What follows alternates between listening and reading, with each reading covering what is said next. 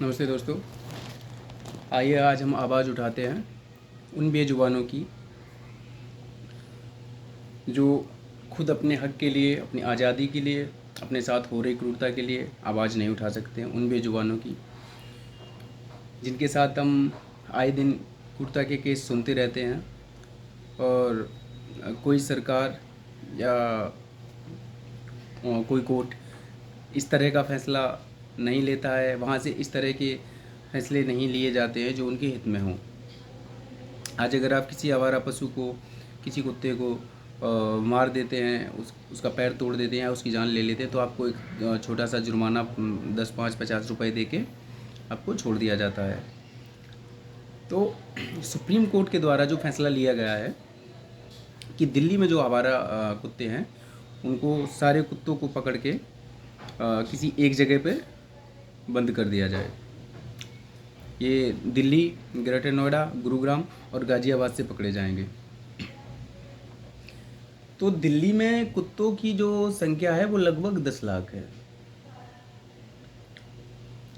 अब 10 लाख डॉग्स को रखने का जो प्रबंध होगा, जो जगह होगी, वो एक बहुत बड़ी होनी चाहिए। एक जगह नहीं रखे जाएंगे, ये कई कई शेल्टर बनाने पड़ेंगे उसको रखने के लिए। और क्या दिल्ली सरकार के पास या दिल्ली के पास इतनी जगह है कि उनके लिए ये जगह प्रोवाइड कराई जा सके?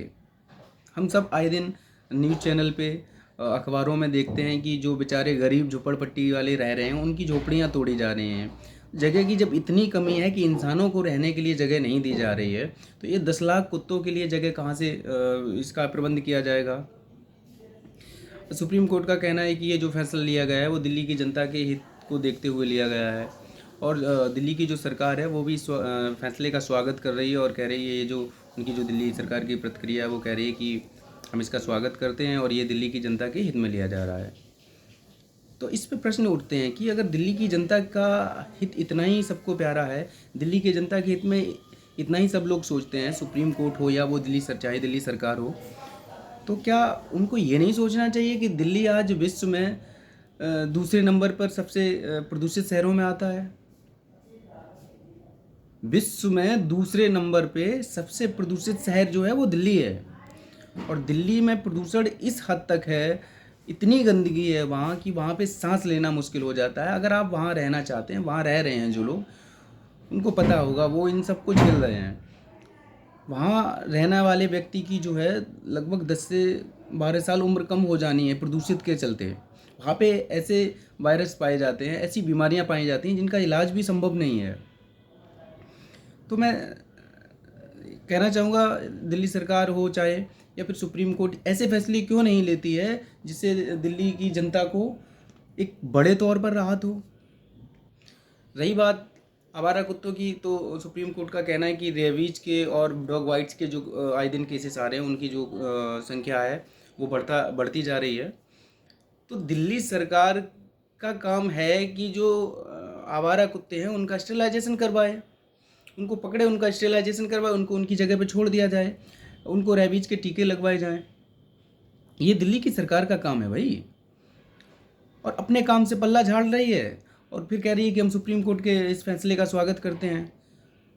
अरे मानवता है कि नहीं है? किसी बेजुबान से उसकी आज़ादी छीन लेना, उसका घर छीन लेना, उसका जो निवास है वो छीन लेना, उसके परिवारजन को छीन लेना, ये कहाँ की मानवता है? ये कहाँ की समझदारी है? ये फैसला निश्चित तौर पर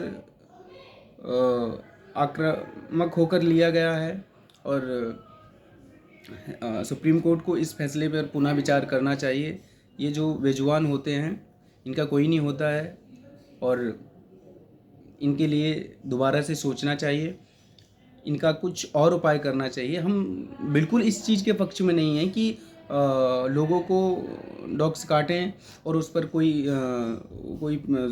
प्रावधान ना बनाया जाए, कोई नियम ना बनाया जाए, उसको देखा ना जाए, अनदेखा कर दिया जाए। तो ऐसा बिल्कुल कहने का मेरा तात्पर्य नहीं है। मैं सिर्फ इतना कहना चाहता हूँ कि हमारी और भी बहुत सी बड़ी समस्याएं हैं, उस पर सरकार ना ध्यान देती है, ना ही सुप्रीम कोर्ट का ध्यान जाता है। तो उस पर भी हमें ध्यान देना चाहिए और इन बेजुबानों के लिए हमें सोचना चाहिए। इनके बारे में यही सबसे बेहतर है कि इनका स्टेलाइजेशन करवाया जाए, इनको टीके लगवाए जाएं, जिससे कि जनता को भी कोई समस्या ना हो और ये जो बेजुबान हैं इनको भी इनके घर से ना निकाला जाए, इनकी आज़ादी ना छीनी जाए। और मैं अपने सभी पशु प्रेमी भाइयों से इस चीज़ का आग्रह करना चाहूँगा कि हमें इस सुप्रीम कोर्ट के इस फैसले के सामने आकर अपने आवाज़ उठानी है, उन बेजुबानों की आवाज़ उठानी है जो अपनी आवाज़ नहीं उठा सकते हैं। उनके साथ हमें खड़े रहना है, जब तक खड़े रहना है जब तक उनको इंसाफ नहीं मिल जाता, उनसे उनकी आज़ादी ना छीनी जाए। इसके लिए हमें मजबूती से खड़ा रहना पड़ेगा। धन्यवाद।